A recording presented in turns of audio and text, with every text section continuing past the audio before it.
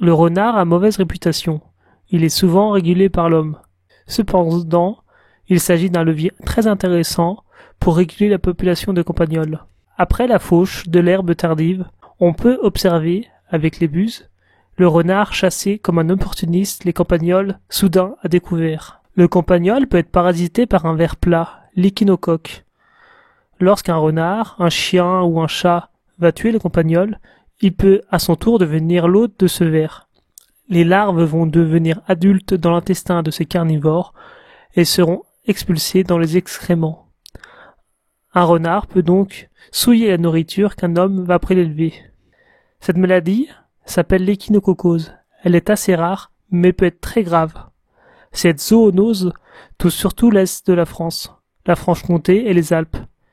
Elle peut se déclarer des années plus tard, après avoir mangé un aliment souillé, avec le développement de kystes. Les traitements sont assez lourds et les décès sont possibles. Il n'y a pas de contamination entre les hommes. Par mesure de précaution, certaines personnes déconseillent de consommer des plantes sauvages situées à proximité du sol, généralement inférieures à 1 mètre, que ce soit des plantes sauvages ou même dans un potager où un renard peut venir. Les aliments concernés peuvent être l'ail des ours, les myrtilles, les pissenlits. Parmi les mesures préventives existantes, il est souvent recommandé de se laver les mains après une sortie en nature. La cuisson des aliments, généralement 60 degrés supérieur à 10 minutes, arrive à détruire les larves ou les vers. Il est donc déconseillé de manger des aliments crus. Il est parfois conseillé de vermifuger régulièrement ces animaux de compagnie s'ils fréquentent souvent l'extérieur.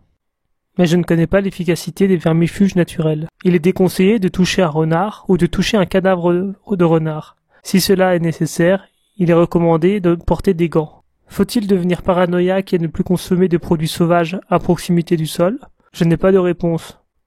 Mais d'après de nombreuses personnes, il semble nécessaire de prendre quelques précautions dans les zones les plus touchées. Ces dangers possibles dans la nature m'ont donné l'envie de faire une vidéo pour recenser les principaux plantes, maladies ou animaux qui peuvent présenter un risque dans la nature. Je développerai cette idée dans une autre vidéo, mais on peut s'apercevoir que de nombreuses substances poisons sont extrêmement puissantes, mais peuvent se révéler parfois des remèdes efficaces.